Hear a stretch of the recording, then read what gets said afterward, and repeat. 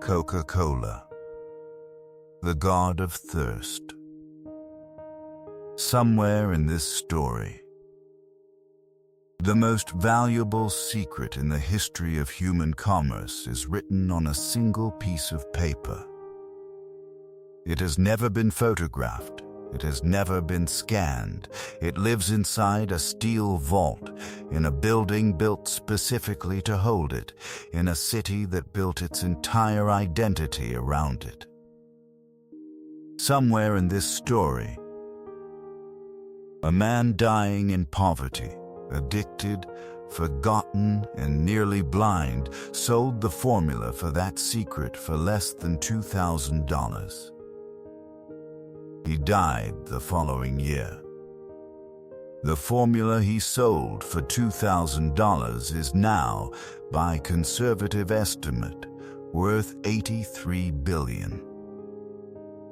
Somewhere in this story, the world's most powerful beverage company decided to change its product and discovered, in real time, before a watching planet, that you cannot take something from people they have decided belongs to them.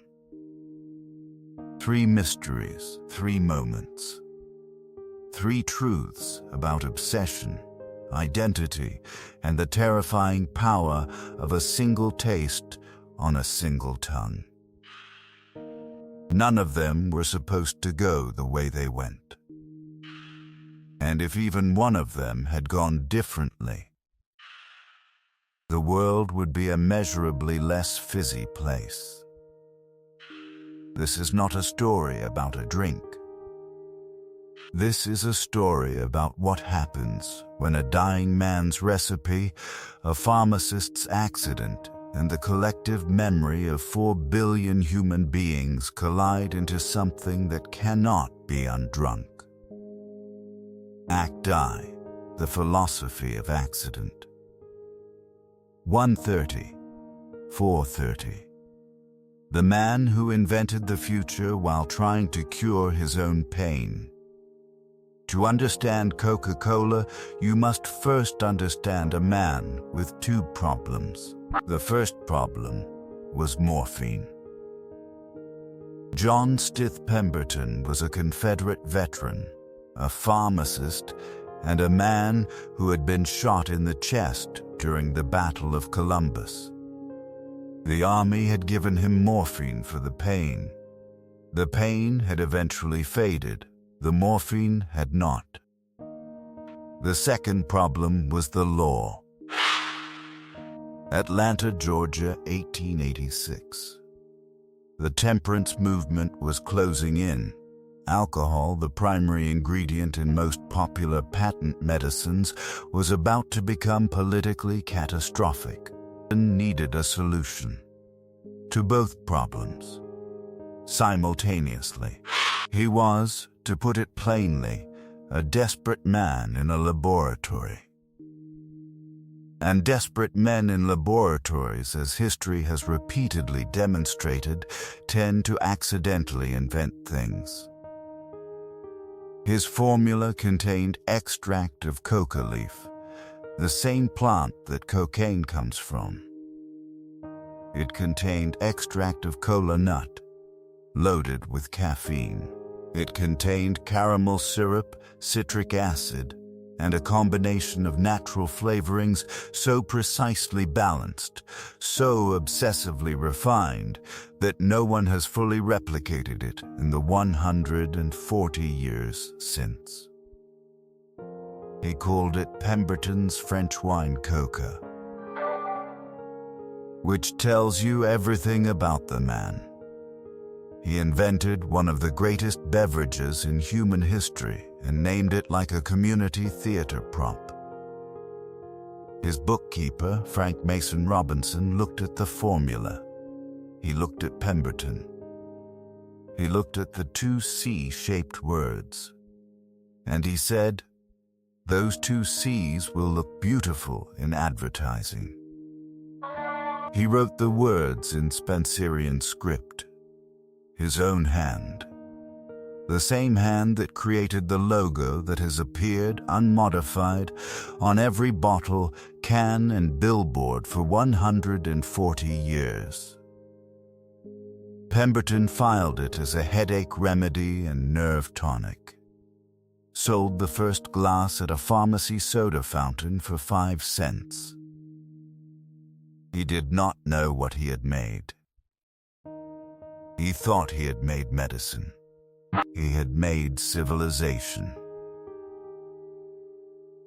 Mystery reveal. Layer 1. $36. What was actually in the glass? History books treat as a footnote. In 1886, Coca-Cola contained cocaine. Not a lot. Not enough to classify it as a narcotic by the standards of the era, but enough that every person who drank a glass of Coca-Cola at that pharmacy soda fountain experienced a mild, real, chemically genuine lift. Neuroscientists call this positive reinforcement encoding, the process by which the brain creates an association between a stimulus and a reward state. The first time a brain experiences something pleasurable, it does not just enjoy it. It remembers it, and it wants to return to it. The cocaine was removed from the formula in 1903. By then, it didn't matter. The brand had already taught 100 million nervous systems what Coca-Cola felt like. The chemical was gone. The memory remained. This is the uncomfortable foundation of one of the world's great empires. The first customers weren't just buying a drink. Their brains were being taught to need one. And here is the darker twist. It worked so well that when the cocaine was removed, people kept coming back anyway. Not for the drug, for the memory of the drug, for the taste that had become synonymous with relief. John Pemberton invented the most powerful flavor memory in commercial history. He did it while trying to cure himself. Act 2. Man who bought an empire for $2,000. Pemberton died in 1888.